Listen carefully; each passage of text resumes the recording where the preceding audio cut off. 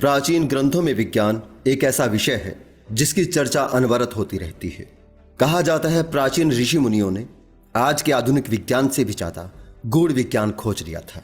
उन्होंने हजारों साल पहले ही हवाई यात्राएं करने के लिए ऐसे यान बना लिए थे जो आज के विज्ञान की बस की बात नहीं है। देखिए, कोई भी सभ्यता अज्ञान से ज्ञान की ओर बढ़ती है।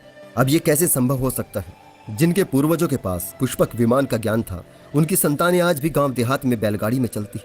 महाभारत रामायण में आप नाभिकीय हथियारों से युद्ध लड़े जाने का दावा तो करते हैं, परंतु ये नहीं बताते कि न्यूक्लियर थ्योरी जैसे गूढ़ विषय को समझने वाले बिजली मोटर गाड़ी के आविष्कार में कैसे पीछे रह गए। नाभिकीय कार्य प्रणाली को समझने वाले इलेक्ट्रोमैग्नेटिज्म जनरल मैकेनिक्स के तहत बिजली लाइट या यांत्रिक सवारी क्यों नहीं बना पाए। उनके पास मिसाइल तो थी, परंतु मशाल और रथ से ही युद्ध किया। उस दौर में विमान बनाने वाले मोटर गाड़ी नहीं बना सके, लेकिन सीधे हवाई यात्राएं करने लगे।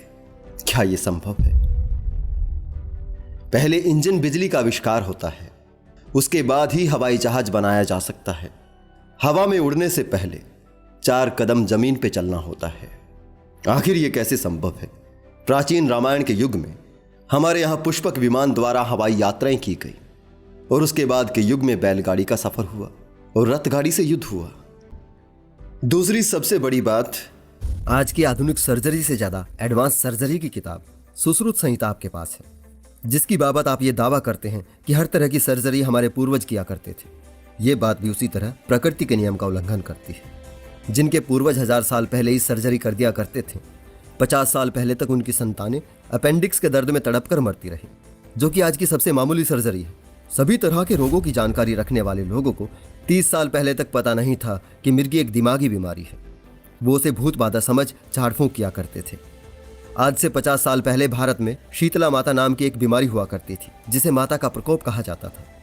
सरकार ने उसके वैक्सीन बनवाई और एक बड़ी मुहिम के तहत भारत को उस माता के प्रकोप से सदा के लिए मुक्त कर दिया।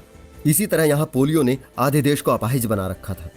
विज्ञान ने पोलियो की 2 बूंद बनाई, सरकार ने एक लंबी मुहिम चलाई और आज भारत पोलियो से पूरी तरह मुक्त हो चुका है।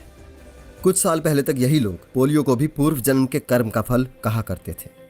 उससे पहले इतिहास में अनेकों महामारियां आई, पूरे के पूरे गांव खत्म हो गए। वो लोग भी मारे गए जिन्हें वेद और पुराण कंठस्थ थे। वो इन्हीं किताबों को सीने से चिपटाए मर गए, लेकिन इलाज न खोज सके। आयुर्वेद उससे पहले भी यहीं था। इन ग्रंथों का अति आधुनिक विज्ञान भी यहीं था।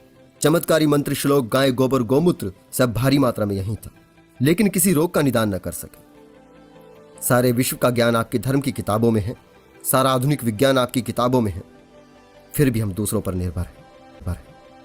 अगर किसी भी सभ्यता के पास 5000 साल पहले किसी भी तरह के विमान का ज्ञान सचमुच में होता, तो आज वो बैलगाड़ियों में चलने की बजाय कम से कम सिविलाइजेशन टाइप 2 में होने चाहिए थे। यानी आज के किसी भारद्वाज की पत्नी का मायका किसी और ग्रह पर होता और उसकी पत्नी के ससुराल किसी और ग्रह पर होने चाहिए थे। क्योंकि 350 साल पहले भाप इंजन बनाने वाले विदेशी अगर आज अंतरिक्ष यान में सफर कर सकते हैं, तो 5000 साल पहले जिनके पास विमान का ज्ञान था, उनके बारे में हम इससे कम की कल्पना कर भी नहीं सकते।